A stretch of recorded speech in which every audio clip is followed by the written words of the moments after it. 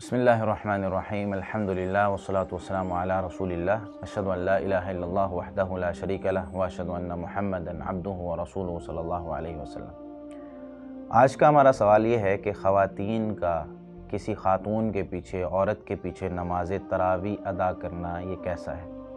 کیا کوئی حافظہ اپنے گھر میں نماز تراویح پڑھا سکتی ہے؟ اور اگر پڑھا سکتی ہے تو وہ کہاں کھڑی ہوگی؟ سب سے پہلے تو یہ بات یاد رکھ لیں کہ عورت اگر مرد کو نماز پڑھاتی ہے تو مردوں کی پیچھے نماز نہیں ہوگی۔ علماء کرام نے اس پر اجماع نقل کیا، کیونکہ اللہ رب العالمین نے قرآن کریم میں یہ بات ذکر کی ہے کہ الرجال قوامون علی النساء، کہ مرد عورتوں پر نگران ہے۔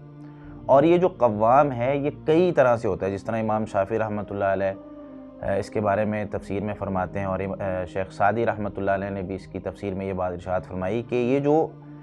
نگرانی ہے، یہ جو قوام ہے، یہ کئی اعتبار سے ہوتا ہے کہ ایک عورت ہے، اسے گھر کی ولایت اور معاشرے کی ولایت، اور اسے جو ہے وہ امیر یا کوئی بڑا عہدہ نہیں دیا جا سکتا۔ اسی طریقے سے عورتوں کو نبوت اور رسالت نہیں دی جا سکتی۔ اسی طریقے سے بہت ساری عبادات جو صرف مردوں کے ساتھ خاص کی گئی ہیں کہ وہی کروا سکتے ہیں، جس طرح جہاد ہے، عید کی نماز پڑھانا ہے، اور اجتماعیت میں دعا کروانا ہے، اور اس طرح فرض نماز کی امامت کروانا، یہ صرف عورتوں کے ساتھ یعنی مردوں کے ساتھ خاص ہے، عورتیں یہ نہیں کر سکتی۔ پھر ایک حدیث میں آتی ہے جس میں نبی مکرم صلی اللہ علیہ وسلم نے یہ بات ارشاد فرمائی، سنن ابو داود میں 596 نمبر روایت ہے۔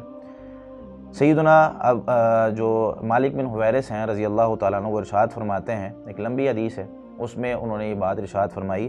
وَلْيَأُمَّهُمْ رَجُلٌ مِّنْهُمْ، اگر کوئی شخص کسی شخص کے پاس جا کر اس کی زیارت کرتا ہے تو وہاں جا کر وہ ان کے درمیان سے ایک آدمی امامت کروائے گا۔ وہاں پر انہوں نے عورت کا تذکرہ نہیں کیا، تو آدمی ہی نے آدمی کی نماز پڑھانی ہے۔ اگر مرد ہیں تو ان کی امامت مرد ہی کروائے گا۔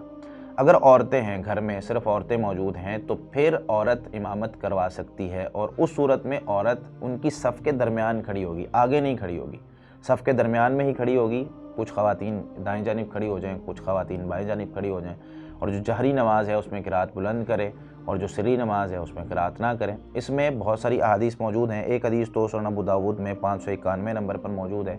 حسن درجے کی روایت ہے، جس میں ام ورقہ بنت عبداللہ بن نوفل الانصاریہ رضی اللہ تعالیٰ عنہا یہ اپنے گھر میں امامت کروایا کرتی تھی۔ نبی مکرم صلی اللہ علیہ وسلم نے ان کے گھر میں ایک جگہ خاص کر کے دی تھی کہ آپ اپنے گھر والوں کو جمع کریں، اور آپ اپنے گھر میں یعنی جتنے بچے ہیں، اور جتنے اگر کوئی ایسا شخص ہے جو بہت بوڑھا ہو چکا ہے، مسجد جا ہی نہیں سکتا کسی طریقے سے، تو وہ بھی گھر میں نماز پڑھ سکتا ہے، جس طرح کہ ان کے گھر میں ایک بوڑھا شخص بھی نماز پڑھا کرتا تھا۔ ایک اور حدیث موجود ہے، امی جان سیدہ عائشہ صدیقہ رضی اللہ تعالیٰ عنہ سے موجود ہے، جو کہ امام ابن حزم رحمۃ اللہ علیہ نے اپنی کتاب المحلہ میں جلد نمبر 4 صفحہ 219 پہ اس کو ذکر کیا ہے، اور ابن الملقن رحمۃ اللہ علیہ نے اس کی سند کو صحیح قرار دیا کہ انہا امت النساء فی صلاۃ المغرب فقامت وسطہن وجہرت بالقراءہ، کہ سیدہ عائشہ رضی اللہ تعالیٰ عنہ نے اپنی جو خواتین تھی گھر میں ان کی امامت کروائی۔ مغرب کی نماز تھی، اور انہوں نے مغرب کی نماز میں درمیان میں کھڑے ہو کر یعنی صف کے درمیان میں کھڑے ہو کر نماز پڑھائی، اور قرات جہری کی، اونچی آواز سے ان کو نماز پڑھائی۔ اور اسی طرح کا ایک واقعہ جو کہ مصنف عبدالرزاق کے اندر اور طبقات القبریٰ امام ابن سعد کی اس میں موجود ہے، مصنف عبدالرزاق میں 5082 نمبر روایت ہے